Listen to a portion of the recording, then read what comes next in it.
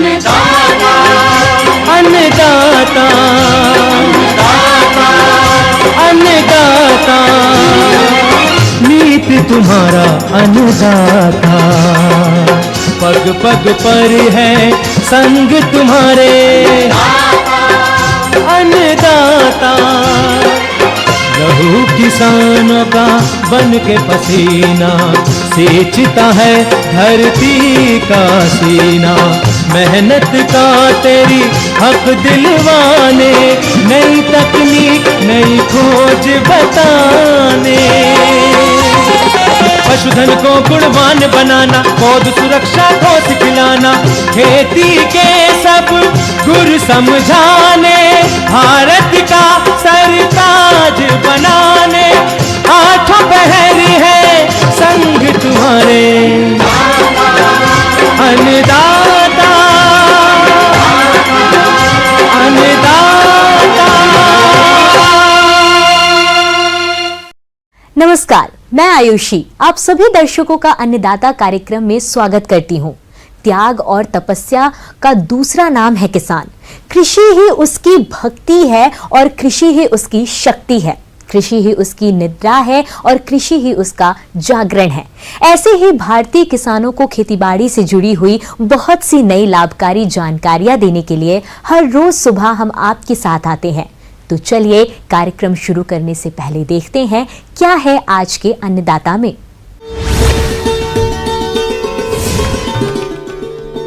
आप किस प्रकार से करें बीजों का उपचार?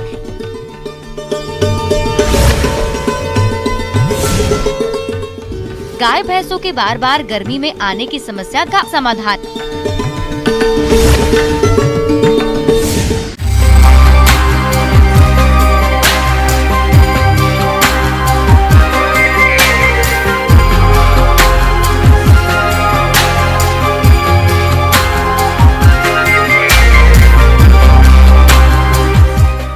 खरीफ फसलों की बुआई का कार्य शुरू होने वाला है और किसान फसलों की बुआई आनन फानन में बीज को बिना उपचार किए ही कर देते हैं, जिससे बीज और मिट्टी में रहने वाले कीट रोगों से फसल नष्ट हो जाती है। ऐसी फसल से अच्छा उत्पादन लेना तो दूर की बात, किसानों को लगाई गई लागत निकालना भी मुश्किल हो जाता है। इसलिए बुआई से पूर्व बीजों को उपचारित करना जरूरी है। तो आप किस प्रकार से करें बीजों का उपचार, इस बारे में जानते हैं कृषि विज्ञान केंद्र जालौर के कीट वैज्ञानिक डॉक्टर पीसी यादव से।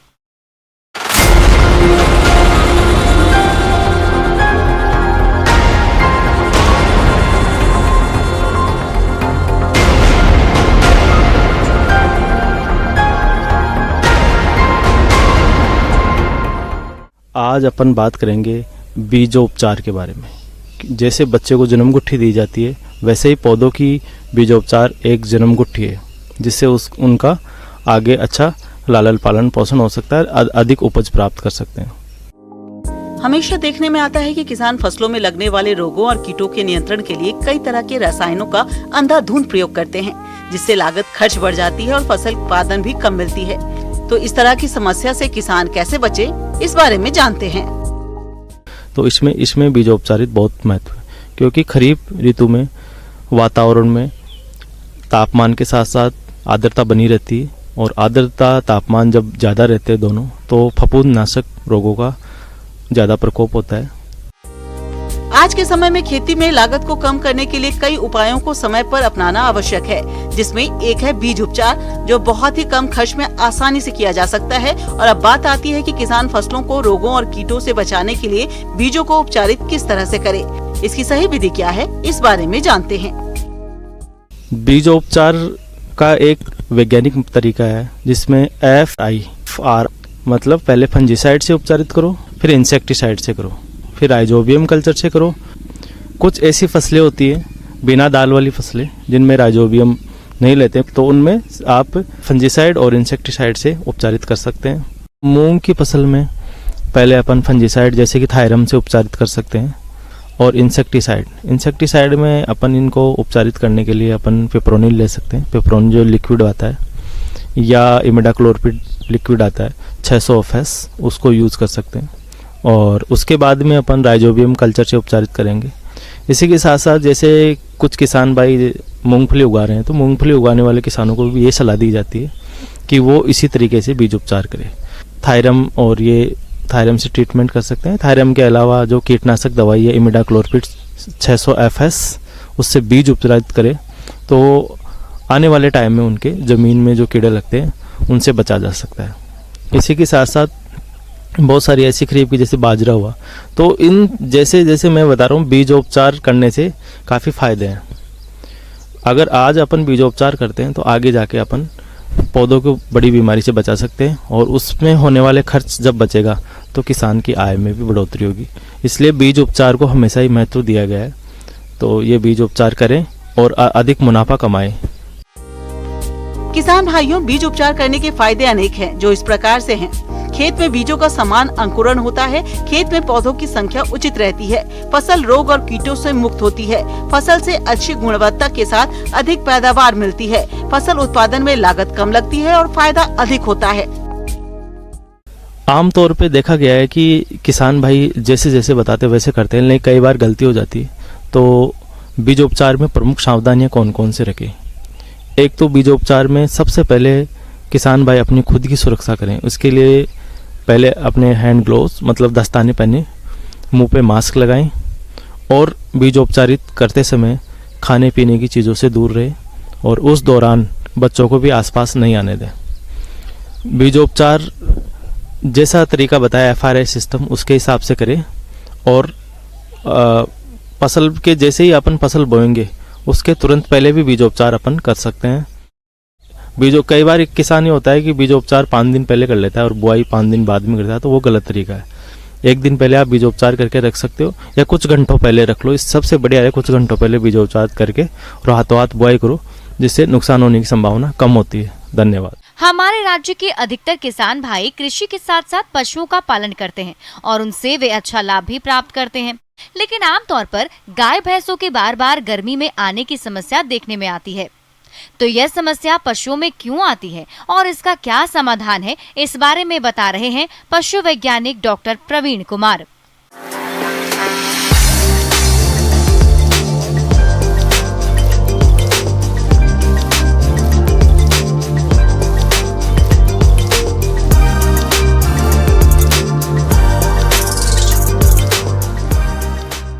आज हम लोग बात करेंगे कि पशुओं में बच्चा रखने की क्षमता जब कम हो जाती है या रिपीट ब्रीडिंग होता है, बार बार पशु हीट में आ जाती है फिर भी पाल को नहीं रख पाती है, उसके बारे में हम लोग बात करेंगे। प्रदेश में पशुओं के समय पर नहीं बयाने की समस्या आमतौर पर देखी जाती है। पशुपालक भाइयों, आपके पशु समय पर ही नहीं ब्याएंगे तो आपके द्वारा की गई सारी मेहनत बेकार चली जाएगी। तो सबसे पहले जानते हैं डेयरी पशुओं में गर्भधारण न करने और बार बार ताव में आने के कारणों के बारे में, जो इस प्रकार से हैं। पशुओं के संतुलित आहार में कमी, पशुओं में परजीवियों की समस्या, पशुओं का लंबे समय से बीमार होना, पशुओं का सही समय पर गर्भ धारण नहीं करवाना, पशु के प्रजनन अंगों में विकार होना, ऐसे कई कारण हैं जिससे पशु समय पर गर्भ धारण नहीं कर पाते, जिससे डेयरी व्यवसाय घाटे में चला जाता है। तो सबसे पहले है कि उसके शरीर का उचित आहार मिलना चाहिए, जिससे कि वो शरीर उसका बना रहे। उचित आहार में हम लोग चाहते हैं कि 3 kg तक उसको मेंटेनेंस राशन मिलना चाहिए। मेंटेनेंस के लिए दाना मिलना चाहिए। दाना में मकई का दर्रा, बादाम की खल्ली और चोकर रहता है। तो ये तीनों को मिलाकर हम लोग 3 kg तक उसको मेंटेनेंस के लिए देते हैं और दूध के उत्पादन के अनुसार उसका दाना को बढ़ाया जाता है। तो इस तरह से अगर हमको सूखी हुई गाय जो अभी दूध नहीं दे रही है और जिसमें ये समस्या बार बार आती है, उसको हम लोग को दाना, संतुलित दाना देना जरूरी होता है। लेकिन इसके साथ साथ में हम लोग को ये देखना पड़ता है कि ये पाल क्यों नहीं रख रही है। तो उसमें होता है कि कीड़े की दवाई हम लोग कब दिए हैं। तो कीड़े की दवाई को जो है हम लोग रेगुलर प्रैक्टिस में हर 3 महीने में एक बार जरूर कीड़े की दवा, अंतःकृमि की दवा जो है डॉक्टरी सलाह पे जरूर देनी चाहिए। और अगर बार बार पाल नहीं रख रहा है तो उसके लिए सबसे पहले कीड़े की दवाई देनी चाहिए और 15 दिन में फिर उसका रिपीट करना चाहिए। तो जो अगर पशुओं के शरीर में जो कृमि होंगे वो बाहर निकल जाएंगे और उनके इम्यूनिटी उनके डेवलप करेगी। दूसरा होता है विटामिन ए की कमी के कारण भी जो प्रजनन जो ऑर्गन्स हैं वो थोड़े से कमज़ोर हो जाते हैं। तो हम लोग जो है विटामिन ए का इंजेक्शन है जो बाज़ार में उपलब्ध है रोवेज के नाम से, उसको हम लोग अल्टरनेट एक दिन छोड़कर एक दिन हम लोग उसको सुई देते हैं, 5 सुई देते हैं। तो जिससे अगर विटामिन ए की कमी के कारण अगर उसमें आ रहा है तो उसकी पूर्ति को हम कर सकते हैं। तीसरा है हम लोग मिनरल मिक्सचर देते हैं। मिनरल मिक्सचर कोई भी बढ़िया कंपनी के मिनरल मिक्सचर को 50 ग्राम जो हमने दाना बताया उस दाने के साथ मिलाकर 25 ग्राम सुबह और 25 ग्राम शाम को अगर हम लोग देंगे तो इसके संतुलित आहार आ जाएगी। जो उसमें विटामिन की कमी थी उसको पूरा हो जाएगा और जो मिनरल्स हैं, खनिज तत्व हैं, जिसके कारण बहुत से हार्मोन्स रेगुलेट होते हैं और हार्मोन का बहुत बड़ा रोल होता है पाल रखने में, तो उसकी कमी को हम लोग पूरा कर लेते हैं। तो अगर ये 3 दवाइयाँ अगर सबसे पहले अगर हम लोग दें और संतुलित आहार जो हम बताए उसको अगर हम दें तो हम उसके शरीर में शक्ति पैदा कर सकते हैं और वो उसको पाल रखने में उसको बहुत आसानी होती है। अगर इसके बाद भी अगर ये नहीं ठीक होता है तो डॉक्टरी सलाह देकर आपको बच्चेदानी में दवाई 3 दिन तक लेवोफ्लॉक्सासिन का डाली जाती है, जिससे कि उसमें अगर कोई बीमारी होगी तो वो बाहर निकल जाएगी। पशुपालक भाइयों, यदि आप अपने पशुओं का सही समय पर गर्भधारण करवाते हैं तो न केवल पशुओं को देखभाल के खर्चे से बच सकते हैं बल्कि इनसे अच्छी आय भी ले सकते हैं।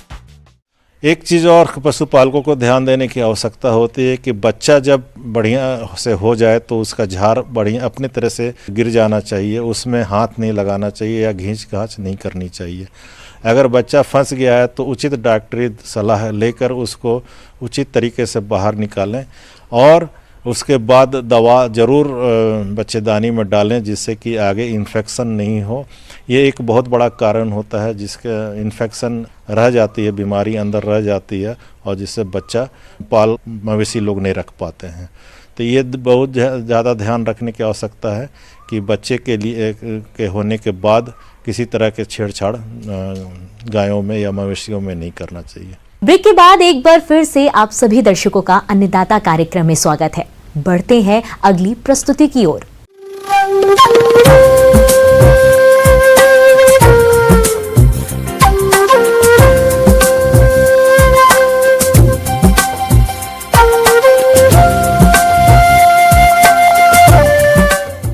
मौसम के अनुसार प्रबंधनों पर ही टिकी है आपकी खेती बाड़ी, इसलिए मौसम पूर्वानुमान और उस पर आधारित साप्ताहिक कृषि सलाह इस प्रकार है।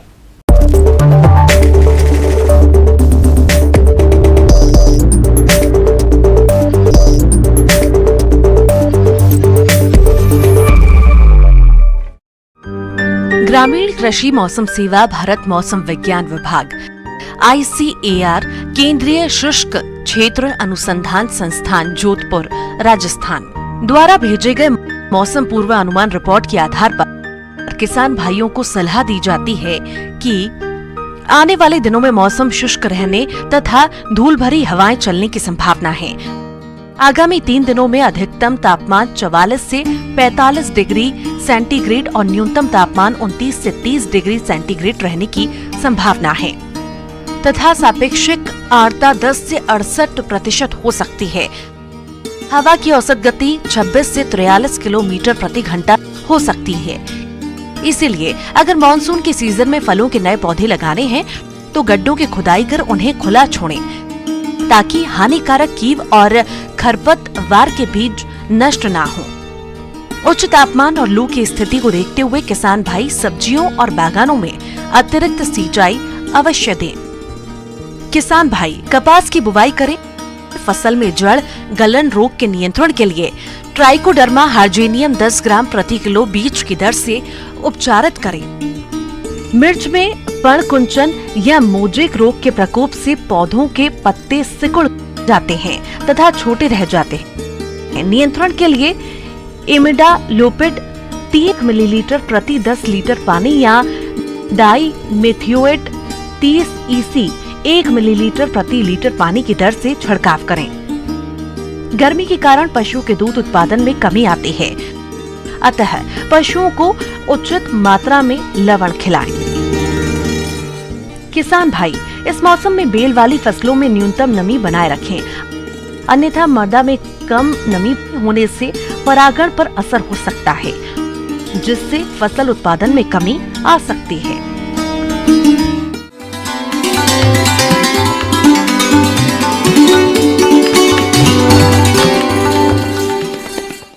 अन्नदाता हेल्पलाइन निशुल्क फोन संपर्क सेवा के माध्यम से आपकी द्वारा पूछी गई समस्याओं में से 1 या 2 महत्वपूर्ण समस्याओं को हम अपने कार्यक्रम में शामिल करते हैं। इसी के तहत आज की चयनित समस्या और उसका जवाब इस प्रकार है।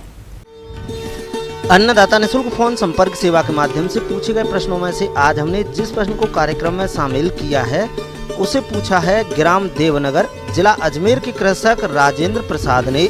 ये गुलाब की फसल से अधिक फूलों की प्राप्ति के लिए कौन कौन से कार्यों को करें, इस विषय पर जानकारी चाहते हैं। तो राजेंद्र प्रसाद जी, आपकी जानकारी के लिए प्रस्तुत है कार्यक्रम का ये अंश।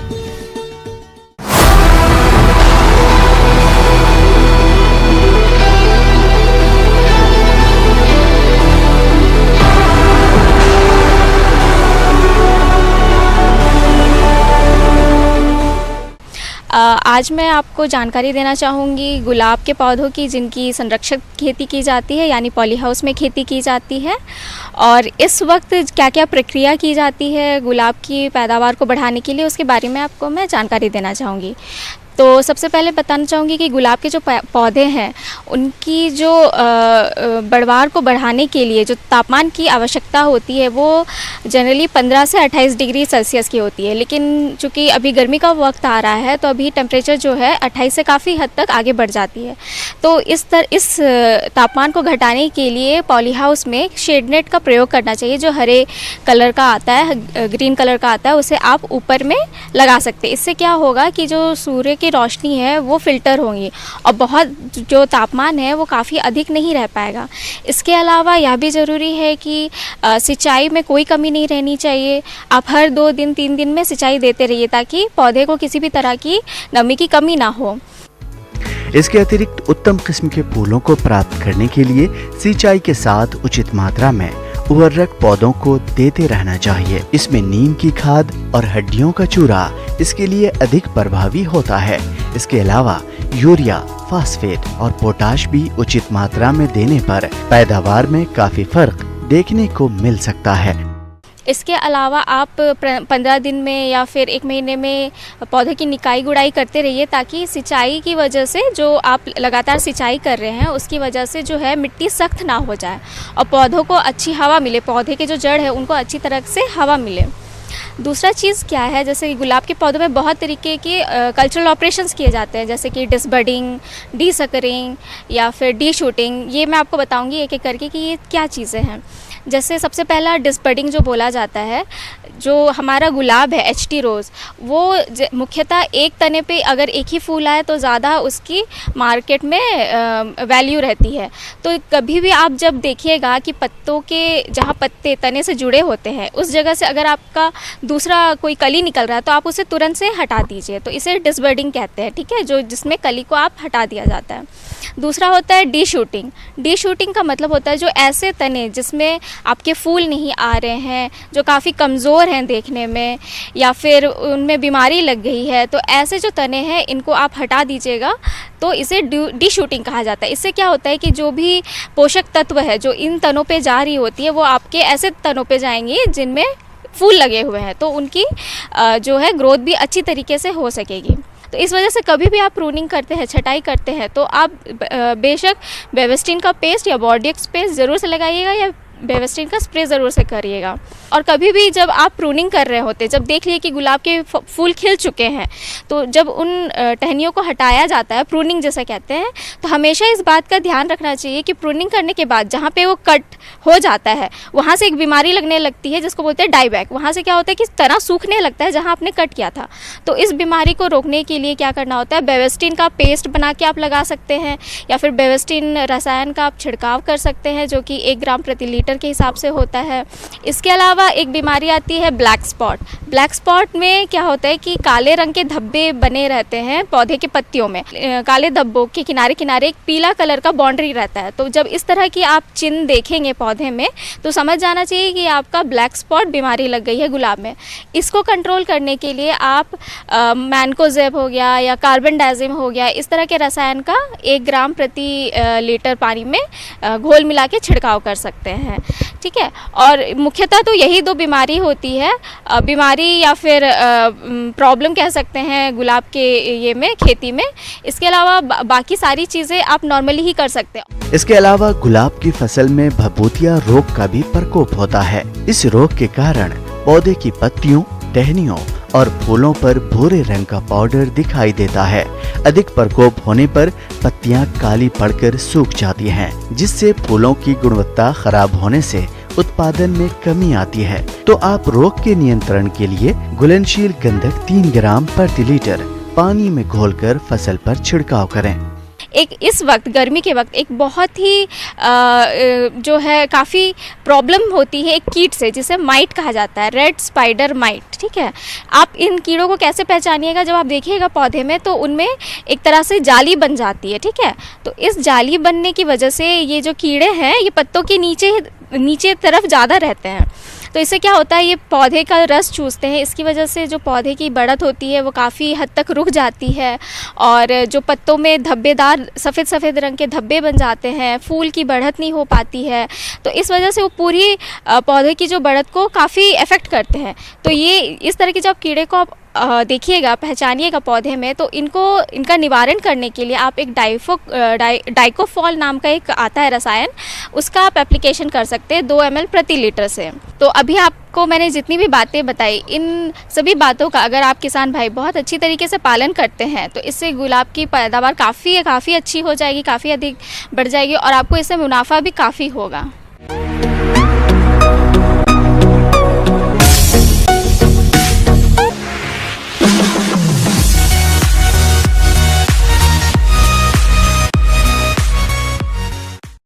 राज्य की विभिन्न मंडियों में कृषि उत्पादों के चढ़ते उतरते बाजार भाव की संक्षिप्त जानकारी इस प्रकार है।